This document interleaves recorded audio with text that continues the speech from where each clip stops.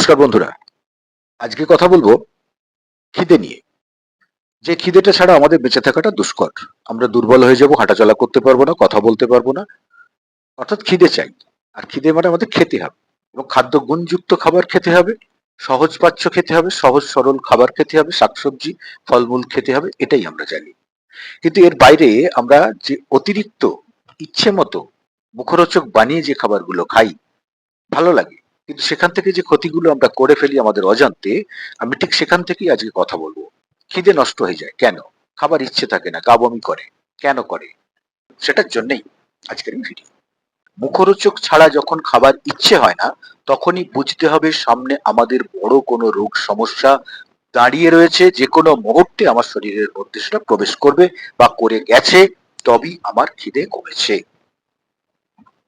সেটা একটি বড় রূপ নেবে আগামী দিনে। তাই সতর্ক হয়ে যান।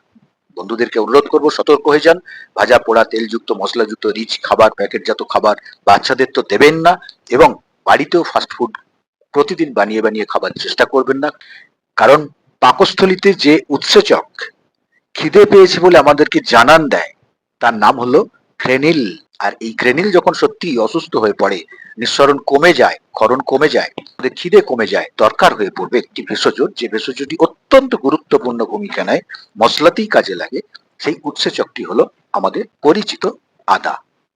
আদার রস এই সময়কালে যাদের খিদে কমে যাচ্ছে, আদার রস তাদের জন্য অত্যন্ত কার্যকরী ভূমিকা নেয়। হ্যাঁ বন্ধুরা, এই ছোট্ট তথ্যটা অনুরোধ রইল, একটু মেনে চলবেন। যাদের খিদে কমে গেছে, যারা মুখরোচক ছাড়া খেতে পাচ্ছেন না, অথচ আগামী দিনটা খুব খারাপ যাবে, নিশ্চিত লিখে রাখুন।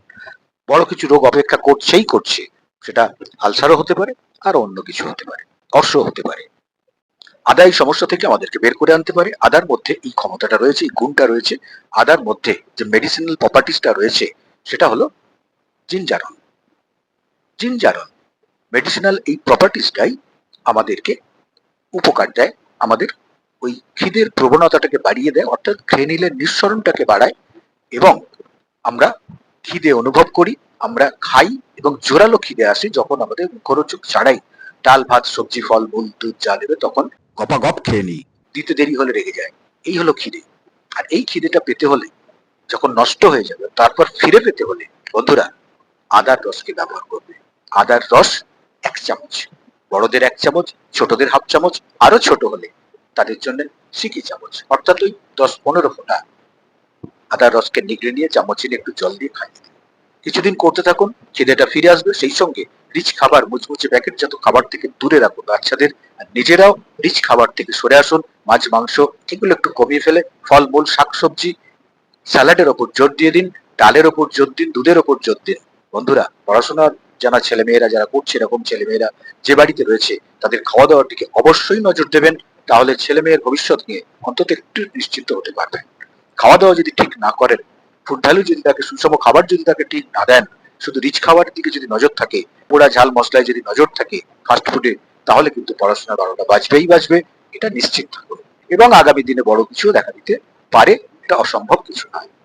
তাই বন্ধুদেরকে অনুরোধ করব, ওই সমস্ত খাবার থেকে দূরে থাকুন, শাকসবজি ফলমূলের ওপর জোর দিন। আর যাদের আপাতত খিদে কমে গেছে, তাদের জন্য আদার রস ঠিকভাবে সময়ে ব্যবহার করুন। ভালো থাকবেন।